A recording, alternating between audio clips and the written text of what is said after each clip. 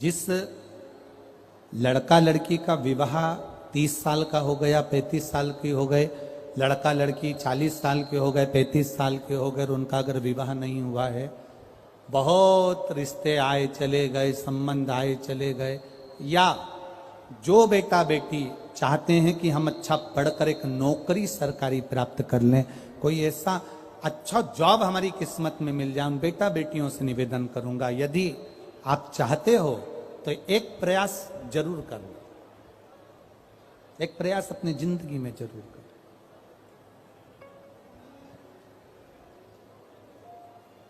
शिवलिंग समझ लेना जरा अच्छे से। शिवलिंग, जलाधारी, गणेश, कार्तिकेय, अशोक सुंदरी, और ये शिवलिंग, और ऊपर भगवान शिव की 5 बेटियां, जया, विषहरा, शामलीवारी, दौतली, देव। 3 प्रदोष या 3 शिवरात्रि। कितनी प्रदोष? 3 या 3 शिवरात्रि। मेरा बेटा बेटियों से निवेदन है, जो अच्छी पढ़ाई कर रहे हैं, मेहनत करो, अच्छा पढ़ो, और मेहनत के साथ में जब कंपटीशन एग्जाम में बैठने का समय आए, 3 स्थान जहां पर आपको प्रथम अशोक सुंदरी, अशोक सुंदरी की जगह पर जब आप बेलपत्र समर्पित करेंगे तो डंडी का मुख जहां से पानी बहता है उस स्थान पर रखेंगे। दूसरा, शमी का पत्ता, शमी का पत्ता। दूसरा, शमी के पत्र को देवादिदेव महादेव पर जब आप समर्पित करेंगे तो उसका डंडी का मुख भी जहां से जल बहता है उस ओर रखेंगे। और तीसरे नंबर पर है आंख का पुष्प। एक पुष्प होता है आंख का सफेद, और एक पुष्प होता है हल्का सा नीला। करें दर्शन आप लोगों ने? जम के तो बोलो जरा, करें ना? एक सफेद होता है, एक हल्का सा नीला होता है। सफेद आंख का जो पुष्प होता है वो केवल देवादिदेव महादेव का एक स्वरूप होता है, और हल्का सा जिसमें गुलाबीपन, नीलापन होता है वो शिव, पार्वती, गणेश, कार्तिकेय, अशोक सुंदरी, जया, विषहरा, सामरीवारी, दौतली, देव और शिव जी के जितने गण हैं उन सबका प्रतीक होता है। तो तीसरे नंबर का जो आंख का गुलाबी कलर या हल्का नीला सा जो पुष्प होता है, उस 5 पुष्प का गुच्छ मां जगत जननी का जो स्थान है जलाधारी, जहां अगर आप इधर बैठे हो तो उसकी विपरीत दिशा, इधर बैठे हो तो उसकी विपरीत दिशा, इधर बैठे हो तो उसकी विपरीत दिशा, विपरीत दिशा में उस पुष्प को समर्पित करना है। अच्छी पढ़ाई करो, अच्छी मेहनत करो, और मेहनत के साथ में जब कंपटीशन एग्जाम के लिए जा रहे हो, उस जगह पर सीए की पढ़ाई भी कर रहे हो, चाहे किसी भी पढ़ाई में लगे हो, मेहनत के साथ में बाबा देवादिदेव महादेव को 3 प्रदोष या 3 शिवरात्रि आप दिल से बाबा को समर्पित कर कर, बाबा से प्रार्थना कर कर, अशोक सुंदरी पर चढ़ाई हुई बेलपत्र को वापिस लेकर आइए। जिस विद्या स्थल पर आप पढ़ाई करते हो, जिस कमरे में आप रहते हो, वहां उस बेलपत्र को 3 प्रदोष की या 3 शिवरात्रि की बेलपत्र रखिए। जिस समय बाबा आपकी नौकरी लगा दे, ये 3 बेलपत्र एक साथ किसी भी प्रदोष पर शिव जी को समर्पित करिए। ये शिव तत्व है।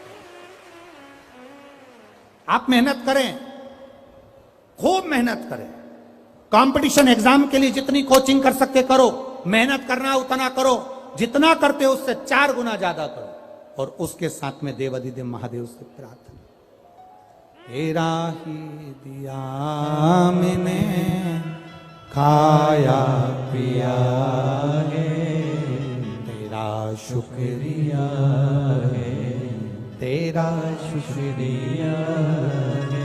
अब जिनका मंगल विवाह नहीं हो रहा, 30 साल हो गए, 35 साल हो गए, 40 साल हो गए, उनके लिए भी वर्णन आता है। एक बेलपत्र, एक शमी पत्र, और महाराज वही आंकड़े का पुष्प 5 अपने हाथ में लेकर, बेलपत्री का वृक्ष जो होता है उस वृक्ष के नीचे उसको रखकर शंकर भगवान के मूल मंत्र का स्मरण करते हुए, चाहे तो आप पंचाक्षर करें, चाहे आप षडाक्षर करें, चाहे आप श्री शिवाय नमस्तुभ्यम करें, केवल जो जल का पात्र है वो जल के पात्र से 5 बार जल समर्पित कर कर, बेलपत्री के वृक्ष की 7 परिक्रमा कर कर, बाबा से प्रार्थना कर कर उस पत्ती पुष्प को लेकर वापिस सजाएं, पूजन वाली जगह पर उसको रख दीजिए और बाबा कृपा करेगा, जितना जल्दी होगा उतना मंगल विवाह आपका पक्का कराएगा, ये निश्चित है। बेलपत्र का पूजन, कहीं दूर जाने की जरूरत नहीं है हमको भगवान को पाने के लिए। तुम्हारे घर के पास में जो शिवालय हो तो होता है तो उसमें दरार पड़ जाती है। कारण क्या होता है? किस कारण से उसमें दरार आ जाती है? उसमें आपने 3 चीजें नहीं मिलाई। मिट्टी तो आप लाए हो पर उसमें 3 चीजें नहीं मिला पाए। एक, पहले नंबर पर है माखन या गाय का घी या दूध, इसमें से एक चीज जरूर मिला मिट्टी में। दूसरी, भस्म, थोड़ी सी भस्म यदि आपके पास में है, भस्म से मतलब होता है अलोना गोबर। अलोना गोबर जानना है आपने? यहां क्या बोलते हैं उसको? एक होता है गाय का गोबर जिसको हाथ से थापते हैं, थापा कंडा बन गया, वो नहीं। अलोनी गोबरी, गाय ने पौटा करा, वो सूख गया, जलाया, उसकी भस्म तैयार करी, वो भस्म शिवजी पे समर्पित होने वाली वो भस्म उस मिट्टी के अंदर डाली जाए। अलोनी गोबरी की जो भस्म होती है, गाय जो पोटा करती है और वो गाय का जो गोबर होता है वो सूख जाता है। सूखने के बाद जो उसकी भस्म होती है वो भस्म बड़ी काम की होती है। उसको जब जलाते हैं और जलाकर उसकी भस्म बनाते हैं तो वो बड़ी काम की रहती है, बहुत काम। हम तो यहां तक कहेंगे, जिस नारी के बच्चादानी के अंदर अगर गर्भ में गांठ हो गई है या बच्चादानी के अंतर्गत कोई भी परेशानी उसके जीवन में आ गई है कि डॉक्टर बोल रहा है कि आपकी ये ऑपरेशन कराना ही पड़ेगा, तो हम इस निवेदन को जरूर करना चाहेंगे कि प्रयास करिएगा।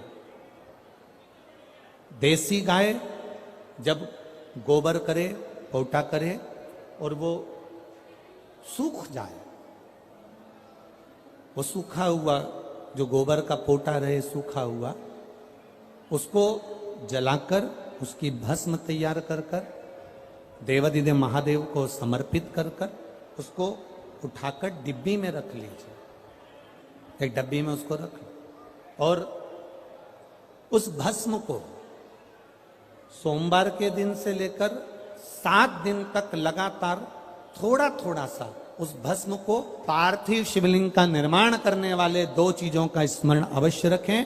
पहला, मिट्टी के अंदर जब हम मक्खन, दूध या गाय का घी डालकर शिवलिंग का निर्माण करते हैं, जिसके घर में वंश नहीं बढ़ता, 20 साल, 25 साल, 15 साल, 12 साल हो गए हों और जिसके घर में बच्चा ना हुआ हो, हम उनसे भी निवेदन करेंगे कि प्रत्येक प्रदोष, प्रत्येक शिवरात्रि, हर महीने प्रदोष आती है, हर महीने शिवरात्रि आती है, प्रत्येक शिवरात्रि, प्रत्येक प्रदोष को आप मिट्टी के अंदर मक्खन या गाय का दूध या गाय का घी, देसी गाय का मिलाकर शिवलिंग बनाकर उसकी पूजन करना प्रारंभ करें। 1 साल पूरा नहीं होगा, भले 20 साल हो गए होंगे, पर आपका गर्भ जरूर फेरेगा, ये निश्चित। भले 20 साल हो गए, 22 साल हो गए, 25 साल हो गए, डॉक्टर ने मना कर दिया नहीं होगा, फिर भी आप बाबा पर भरोसा, बोल बम का नारा है, बाबा है। आप विश्वास के साथ शिव की आराधना करिए। गाय, देसी गौ माता का दूध, मक्खन, घी, ये हमारे मिट्टी के अंदर मिलाकर जब हम शिवलिंग का निर्माण करते हैं तो हमारा वंश बढ़ता। दूसरा, भस्म। दूसरी चीज क्या है? जम के बोलो जरा, पीछे वाले भी, और जितने आसपास के जितने 5 पंडालों में जो बैठे हैं, जो अलग से पंडाल लगाए गए हैं उनमें भी जो भरे बैठे हैं, इधर के पंडालों में पीछे वाले, और जितने लोग रोड पर बैठे हैं, जितनी दुकानों के अंदर बैठे हैं, वो भी जरा सावधानी से सुनना। ये पार्थेश्वर शिवलिंग कथा आपको बाद में नहीं मिल पाएगी, बड़े ध्यान से सुनना। ये अपनी जिंदगी बनाने के लिए मां पीताम्बरा ने अपने धाम में करवाई है, अपने जीवन को कृतार्थ करने। कार्यकर्ता कितनी भी बात करें, पड़ोसी कितना भी बोलता रहे, उसका कोई जवाब मत दो। आप कथा सुनने आए हो, बड़ी मेहनत से धूप में चलकर आए हो, 500 रुपए खर्च कर कर यहां पहुंचे हो, दिल से सुनना तो बाबा दिल से तुम्हारी झोली भर कर भेजेगा। समय बर्बाद मत करना बिल्कुल भी।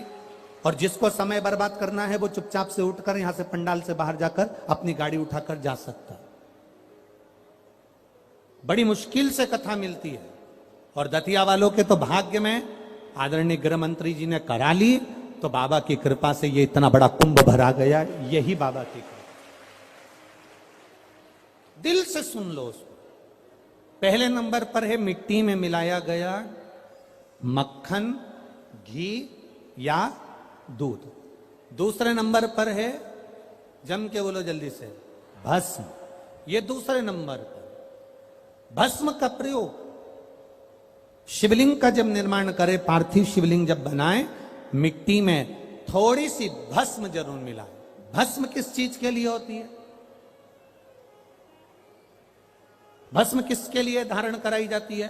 तो महाराज शिव महापुराण की कथा कहती है, जब शरीर में कोई बड़ी बीमारी आने वाली होती है, आप एक साधारण सा प्रयोग कर कर देखिएगा अपने जीवन में। एक साधारण सा प्रयोग, जब आपको लगे कि डॉक्टर ने बोला है कि कोई बड़ी बीमारी का चांस बन रहा है, कोई बड़ी बीमारी होने वाली है, आप थोड़े दिन तक देवाधिदेव महादेव का ये शिवलिंग, ये जलाधारी, ये जहां से जल बहता है, गणेश जी का स्थान, कार्तिकेय जी का स्थान, बीच में एक मोटी सी लाइन अशोक सुंदरी, शिवलिंग जो शिवलिंग रखा है, जो जलाधारी है वो मां पार्वती जी का हस्तकमल, ऊपर से एक एक बूंद जो पानी गिर रहा है, जिस कमंडल में से, जिस जलाधारी में से जल गिर रहा है, वहां शंकर भगवान की 5 बेटियां, जया, विषहरा, शामली बारी, दौतली और देव, ये भगवान शिव की 5 बेटी। जब आपको लग रहा है कि मेरी जांच होने जा रही है, जब आपको लग रहा है कि मुझे डॉक्टर को दिखाने जा रहे हैं, मुझे लग रहा है कि कोई बड़ी बीमारी ना निकल जाए, अल्ट्रासाउंड करा रहे हैं, एक्सरे करा रहे हैं, उससे पहले घर में अगर थोड़ी सी भस्म रखी है, उस भस्म को जब आप जल चढ़ाने के लिए शिव जी के मंदिर में जाओ, हॉस्पिटल में दिखाने के लिए जांच कराने जाओ, उससे पहले एक काम जरूर करना, शंकर भगवान का जहां शिवलिंग रखा है, उस शिवलिंग के पास में भस्म का लेपन कर कर देवाधिदेव महादेव पर 1 लोटा जल समर्पित कर कर उसी भस्म को अपने कलेजे पर, अपने हृदय पर लगाकर देवाधिदेव महादेव का पंचाक्षर मंत्र नमः शिवाय, षडाक्षर मंत्र ओम नमः शिवाय या श्री शिवाय नमस्तुभ्यम बोलकर फिर आप जांच के लिए चले जाओ। कोई बड़ी बीमारी तुम्हारी जिंदगी में निकल ही नहीं सकती। भस्म भस्म हो। भस्म का काम क्या? हमारे रोग को, हमारी बीमारी को, हमारे आने वाले जो रोग हैं, जो बीमारी है, जो तकलीफ है, उसको समाप्त करती है भस्म का प्रयोग।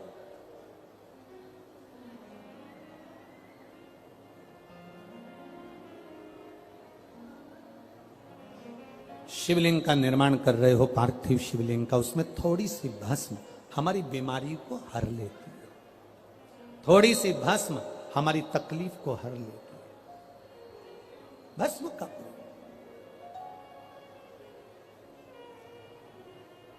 चपटी भभूत में है खजाना कुबेर का।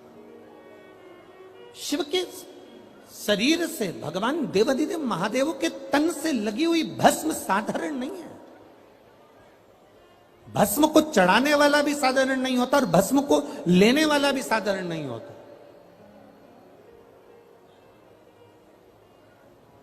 शंभु शरण पड़ी मांगो घड़ी रे घड़ी दुख काटो दया करीने दर्शन आपो।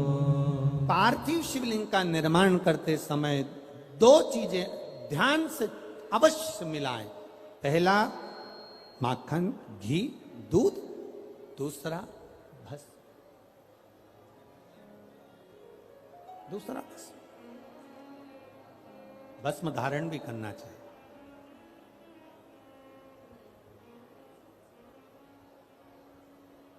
आज हम सुबह जब 10 बजे सबसे मिल रहे थे तो एक भाई ने, अब रुद्राक्ष होगा तो बैकुंठ का सफर कर लोगे, ये निश्चित था।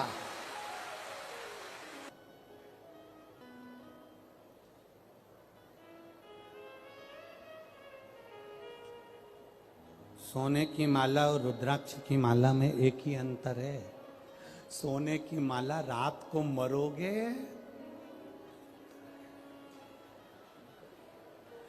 इतना घूंघट डाल डाल के रो रो के निकाल लेंगी। नानी भाई का मायरा सुना है कि नहीं सुना? नानी भाई के मायरे में नरसिंह मेहता की दादी जय कुंवर बाई के प्राण छूटे और नरसिंह मेहता की जो बड़ी भाभी थी वो दिन भर दादी को ताने देती थी, डुकरिया बैठी है, बुढ़िया बैठी है, मरती क्यों नहीं है, दिन भर ताने देती थी। नरसिंह मेहता को धक्के मारकर निकाल दिया था जिसने, अपनी देवरानी को धक्के मारकर निकाल दिया था वो नरसिंह मेहता की भाभी। जब सास मरी, दादी सास, तो उनसे गले लग लग के रो रही, इतना इतना घूंघट करके रो रही। जब दादी सास जिंदा थी तो पल्लू को यहां रखती थी और जैसे ही डोकरी मरी, बूढ़ी अम्मा मरी, बूढ़ी माँ मरी, दादी मरी, उसने पल्लू को यहां रख लिया और गले लग के रो रही। नरसिंह जी ने अपनी पत्नी से कहा, मेरी भाभी कितनी रो रही है, कितनी रो रही मेरी भाभी। इतने में नरसिंह जी की पत्नी बोली, सही कह रहे हो, दिन भर गाली देती थी पर आज दुख भी सबसे ज्यादा इसी को हो रहा है। थोड़ी देर बाद गले लग लग के रोने के बाद जेठानी ने देवरानी से कहा, मैं पानी पी के आती हूं, तू रो ले, मैं पानी पी के आती हूं, तू रो ले। जो देवरानी रोने के लिए बैठी, उसने देखा जेठानी गले लग लग के इसलिए रो रही थी क्योंकि सास के कान में सोने की मुर्की थी, उसको दांत से कतर रही थी। सोने की जो मुर्की थी कान में, उसको दांत से कतर रही थी और मुंह में धर के और चली गई और पानी के मटके में डाल के आके अब कहने लगी, जल्दी ले जाओ, जल्दी ले जाओ। वाह वारी दुनिया, मतलब की दुनिया में किसी का कोई नहीं। कौन तुम्हारा, कौन रिश्तेदार, कौन नातेदार, कौन कुटुंबी, अंत समय में कोई साथ ना देगा। जितना पहने हो आभूषण सब उतर जाना है। अंत समय में केवल जो रुद्राक्ष की माला तुम्हारे गले में है, जो तुलसी की माला तुम्हारे पास में है, वो अंत समय में वो ही आधार कार्ड है। उसको देखकर बैकुंठ और कैलाश का प्रवेश हो जाएगा। उसी को दे प्रवेश।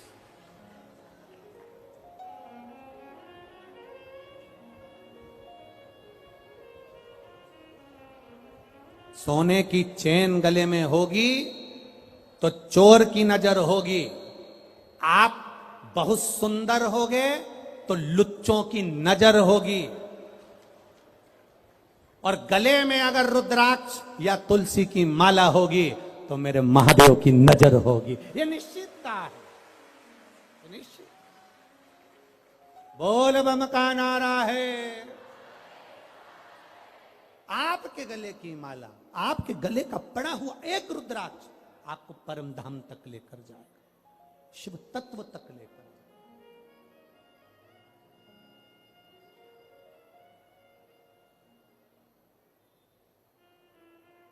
साधारण नहीं शिव,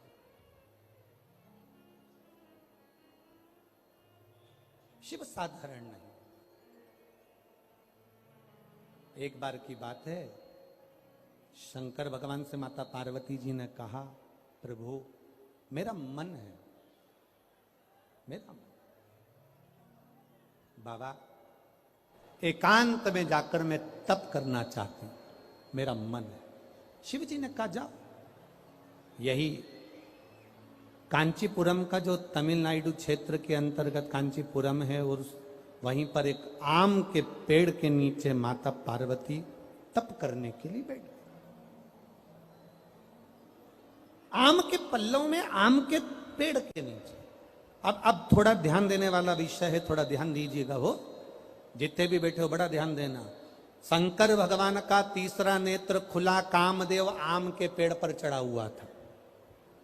पार्वती जी ने जो तप साधना करी वो आम के पेड़ के नीचे करी। हमारे सनातन हिंदू धर्म में दरवाजे पर जो बंदरवार बांधी जाती है उसमें आम के पत्ते लगाए जाते हैं। कलश स्थापना करी जाती है तो उसमें आम के पत्ते रखे जाते हैं। घर में कोई अच्छा कार्य होता है तो आम के पत्ते लगाते हैं। आम के पत्ते।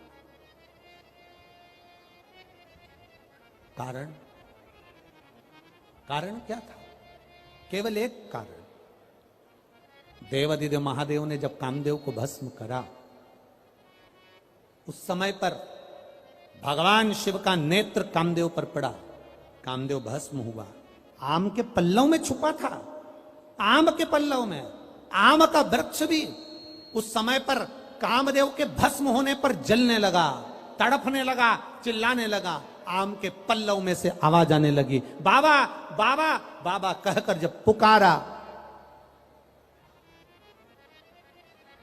बाबा बाबा कहकर पुकारा, 2 बार आम के पल्लव ने कष्ट होने पर हर हर कह दिया। क्या बोला है? जम के बोलो जरा। हर हर। केवल 2 बार आम के पल्लव ने बोलना चाह रहा था, मैं हरा भरा हूं, हरा हरा हूं, और आपने मुझे जला दिया। हर हर बोला। शिव जी की दृष्टि पड़ गई। भोलेनाथ जी ने कामदेव भस्म होकर जमीन पर गिरे और आम के पल्लव को, आम के वृक्ष को शिव जी ने भस्म होने से रोक दिया और कहा, सुन आम के वृक्ष, आम के पल्लव, तूने हर हर कहा है, इसलिए तेरे को मैं भस्म नहीं करूंगा। तेरे ऊपर आने वाली जितनी बाधाएं होंगी वो सब नष्ट कर दूंगा। आम के पल्लव ने कहा, प्रभु मुझ पर आने वाली बाधा अगर आप नष्ट कर रहे हैं तो मुझे वर दे दीजिए नाथ। ऐसा वर दे दो जिसके दरवाजे पर, जिसकी पूजन में, जिसके द्वार पर आम के पल्लव बंधे होंगे उसके घर में कभी दुख प्रवेश ना करे, ये वर दे दिया।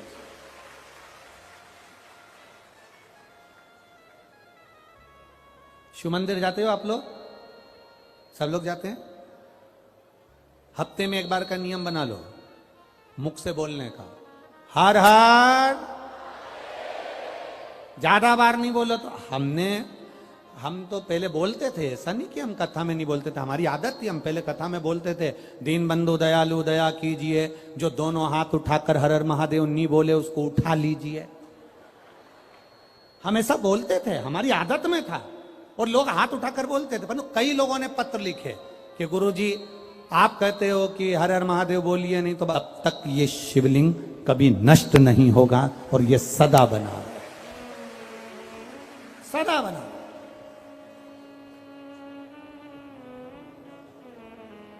लोग कहते हैं शंकर भगवान धन दे देते हैं, लोग कहते हैं शंकर भगवान दौलत दे देते हैं, लोग कहते हैं शंकर भगवान करोड़पति बना देते हैं, लोग कहते हैं शंकर भगवान धनपति बना देते हैं। शिव महापुराण की कथा कहती है, शंकर भगवान पर 1 लोटा जल शिवालय में जाकर जो शिवलिंग पर चढ़ा रहा है, शंकर भगवान उसको करोड़पति बनाए का ना बनाए, शंकर भगवान उसे लखपति बनाए कि ना बनाए, शंकर भगवान उसको अरबपति बनाए कि ना बनाए, पर यह पक्का है जो शिव जी पर एक लोटा जल चढ़ाता है, शंकर भगवान उसको हाथ पकड़कर अपना बना लेते हैं। जब तिजोरी उसकी हो जाती है तो माल सब आपका हो जाता है। मेरा देवाधिदेव महादेव अपना बना रहा है, मेरा शिव अपना बना रहा है।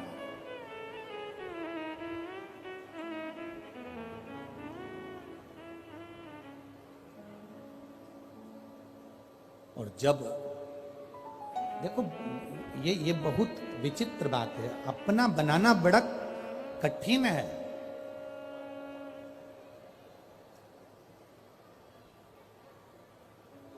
पति पत्नी को साड़ी ला कर दे, जरा ध्यान से सुनना। पति पत्नी को जेवर दिला दे, पति पत्नी को सारा सामान ला कर दे, पत्नी पति के लिए भोजन बना दे, पत्नी पति के कपड़े धो दे, पत्नी पति के लिए आगे बढ़ बढ़ कर काम कर दे, पति पत्नी को सामान ला कर दे रहा है, वस्तु ला कर दे रहा है, उसको जो चाहिए सब ला कर दिया। पर पति का स्वभाव सबसे अच्छा हो और पत्नी से अच्छा ना हो, या पत्नी का स्वभाव सबसे अच्छा हो और अपने पति से अच्छा ना हो, तो फिर समान की कोई मूलता है क्या? समान की कोई समान की क्या मूल? वाणी ऐसी बोलिए जो मन का आपा होए। पर आज के जमाने में वाणी ऐसी बोलिए जो जम के झगड़ा, पर उससे मत बोलिए जो तुमसे तगड़ा। आजकल का जमाना थोड़ा उल्टा है। बोलो प्रेम की वाणी। आप सामान ला दिए, वस्तु ला दिए, दौलत ला दिए, धन ला दिया, मकान बना दिया, जायदाद बना दी, संपदा बना दी, कपड़े ला दिए, जेवर ला दिया, पर आपका स्वभाव भी तो ठीक होना चाहिए। आपका स्वभाव अच्छा हो।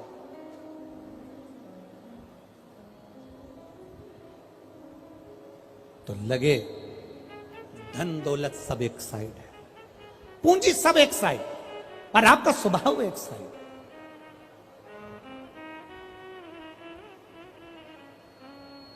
भाई बहुत बहुत अंतर आता है चीजों में। एक अनुभव आपकी जिंदगी में लगा कर रखिएगा। आज के जमाने में पेरेंट्स मीटिंग होती है स्कूल में, सबको मालूम है क्या? अरे बोलो तो जम के। पेरेंट्स मीटिंग होती है, टीचर मार साहब बच्चों की गलती बताते हैं और बच्चों की पढ़ाई बताते हैं। पहले के समय में पेरेंट्स मीटिंग होती थी क्या? जम के तो बोलो। नहीं होती। पहले के समय में पेरेंट्स मीटिंग नहीं होती थी। पहले के समय में तो टीचर घर आ जाते थे, अपनी गलती माँ बाप को बता देते थे और वहीं पे जूता पड़वा देते थे और बाद में चाय पी के चले जाते थे। अपन को दुचबा भी देते थे और चाय भी पीते थे, चले जाते। आज के जमाने में पेरेंट्स मीटिंग होती है, बच्चे का बताया जाता है, तुम्हारा बच्चा ऐसा कर रहा है, तुम्हारा बच्चा वैसा कर रहा है, तुम्हारा बच्चा ने ऐसा करा, उसने पढ़ाई ठीक नहीं करी, उसने मैथ ठीक नहीं करी, उसने हिंदी ठीक नहीं करी, उसने अंग्रेजी ठीक नहीं करी। पर पहले के समय में टीचर स्वयं आता था और बता कर जाता था कि इसने ये गलती करी।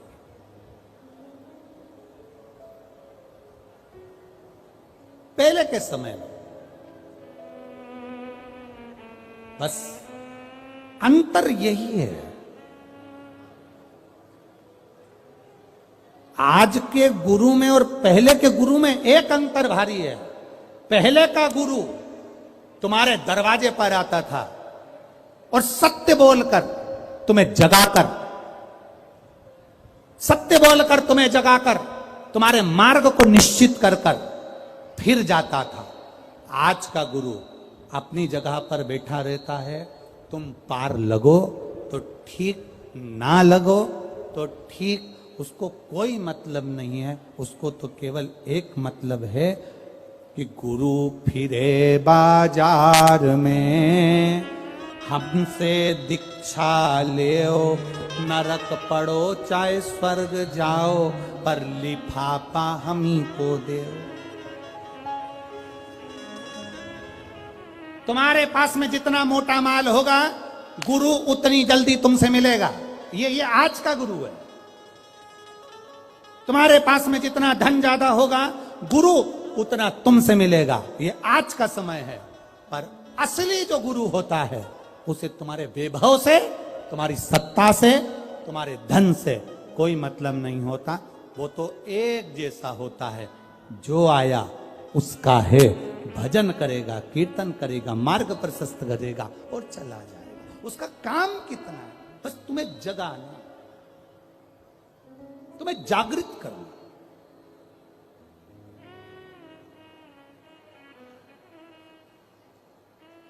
और जिस दिन तुम जाग गए, उस दिन जीवन का एक आनंद अपने आप आ जाएगा। हमारे जीवन में हम कहें पति पत्नी को सब कुछ देवे, पर दिन भर क्रोध में रहेवे, तो ऐसा पति, क्रोध करने वाला श्रेष्ठता नहीं देता। पत्नी सारा घर का काम करे, सारा घर का काम करती है पत्नी। एक बहू सारा घर का काम करती है। किसी सास से पूछो तुम्हारी बहू कैसी है? बहुत बढ़िया महाराज, पूरा काम अच्छा करती है, दिन भर बच्चों को संभालती है, सारा किचन, भोजन, रसोई घर सब संभालती है, सब अच्छी है, बहुत बढ़िया महाराज, बहुत अच्छी है। नहीं महाराज, अच्छी तो बहुत है, बस एक काम बुरा है उसका। क्या? बोलती है। गुरुजी, कोई ऐसा हो जाएगा क्या कि मेरी बहू की जीवान मीठी हो जाए?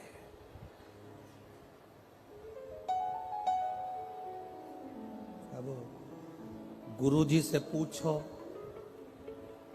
उनकी लुगाई की जीवान तो वैसे ही ठीक नहीं, कहा दूसरे की जीवान ठीक करने चले। किसी गुरुजी से पूछो। जो ललाट में महादेव ने लिख कर भेजा है, जो किस्मत में ब्रह्मा जी ने लिख कर भेजा है, जन्म मरण परण, 3 चीजें कोई नहीं बदल सकता। वो 3 केवल एक बदल सकता है, तुम्हारे हाथ से चढ़ा हुआ महादेव को जल, वो बदल देगा।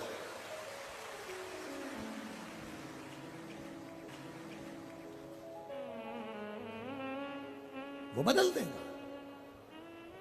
हम किसी का भाग्य नहीं बदल सकते, ना हम तुम्हारा भाग्य लिख सकते हैं कि तुम्हारे साथ में क्या होगा, तुम कितने कदम चलोगे, कितने कदम नहीं चलोगे, क्या खाओगे, क्या पियोगे, ये हम नहीं लिख सकते। हमारे पास में वो विद्या नहीं। पर इतना जरूर जानते हैं कि जो महादेव की शरणागति में गया, मेरे महादेव ने भाग्य बताया था कौशल्या जी को, मेरे महादेव ने भाग्य बताया था यशोदा जी को। मेरा महादेव तुम्हारा भी भाग्य बदलने की सामर्थ्यता रखता है। वो शिव है, औघड़दानी, अकाल मृत्यु वो मरे, जो काम करे चंडाल का, काल उसका क्या बिगाड़े, जो भक्त हो महाकाल का। वो बदलने वाला, वो बदल दे।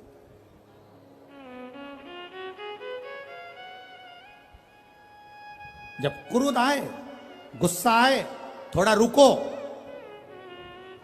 अगर क्रोध आए, गुस्सा आए, थोड़ा रुको। और जब कोई गलती हो जाए, अपने से कोई गलती हो जाए, तो थोड़ा झुको। क्रोध में रुक जाना, गलती में झुक जाना, यह हमारी उन्नति की सीढ़ी की ओर आगे बढ़ने का एक तरीका है। हमें उन्नति की ओर बढ़ने का एक तरीका है। क्रोध में रुक जाओ और गलती में झुक जाओ। पर झुक कौन रहा है? कौन झुकने वाला है? यहां जितने बैठे हो तुम सब कम हो क्या? जरा सी कोई बात आ जाए तो कह दे मैं नहीं झुकूंगी, मैं नहीं झुकूंगा, मैं काय को झुकूं, मैं काय को झुकूं। ये करते हम। जिस दिन जो झुकना जान गया, वो जिंदगी में कभी उखड़ नहीं पाया, कभी नहीं, कभी नहीं। शिव कथा के बाबा देवादिदेव महादेव का चरित्र, शंकर भगवान एकांबरेश्वर महादेव के रूप में विराजमान हो गए। पार्वती जी ने जो वर मांगना था वो पार्वती जी ने नहीं मांगा। पार्थिव शिवलिंग एकांबरेश्वर महादेव के रूप में विराजित हो। शिव कथा कर बाबा देवादिदेव महादेव का चरित्र कर। समय आया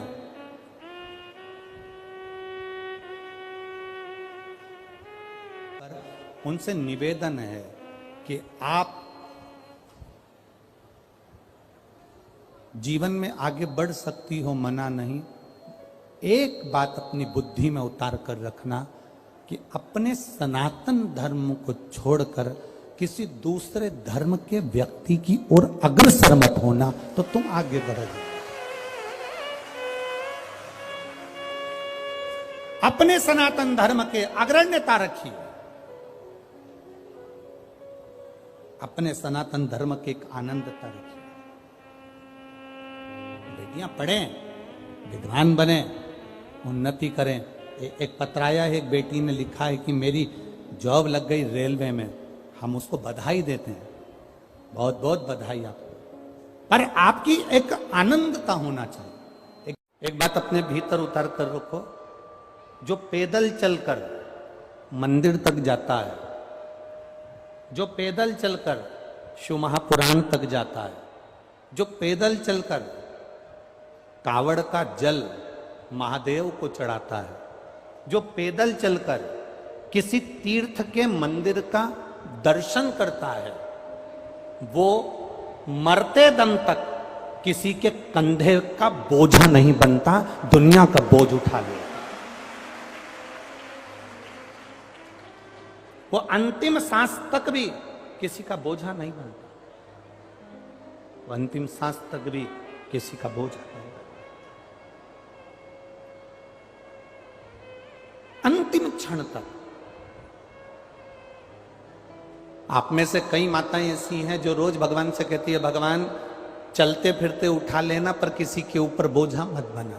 प्रजापति ने अपनी कई कन्याओं का विवाह चंद्रदेव के साथ में कर दिया था।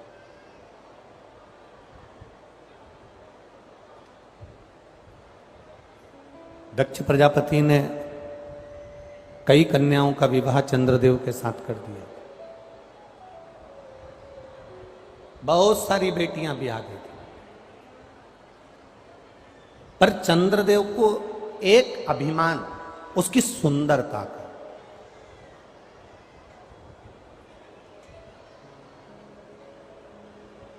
ये बहुत बड़ा अभिमान है महाराज। क्या मान करे रे काया,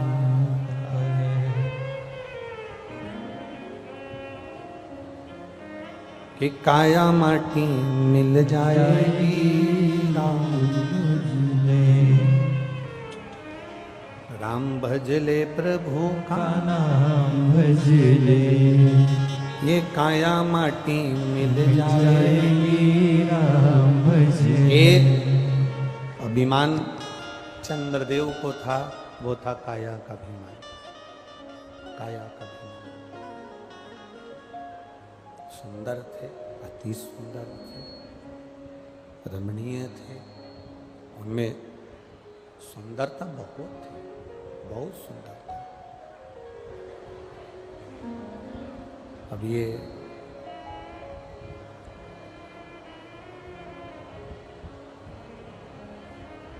काया का अहम चंद्र को बढ़ गया।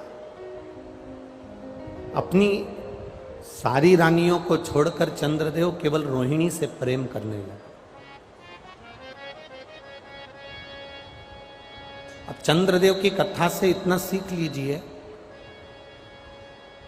कई बहुएं होती हैं जिनको अपने पति से मतलब है, अपने बच्चों से मतलब है, ना सास से मतलब है, ना ससुर से मतलब है, ना देवरानी से मतलब है, ना जेठानी से मतलब है, ना किसी रिश्तेदार से मतलब, उसको केवल मतलब है तो अपने पति से, अपने बच्चों से मतलब।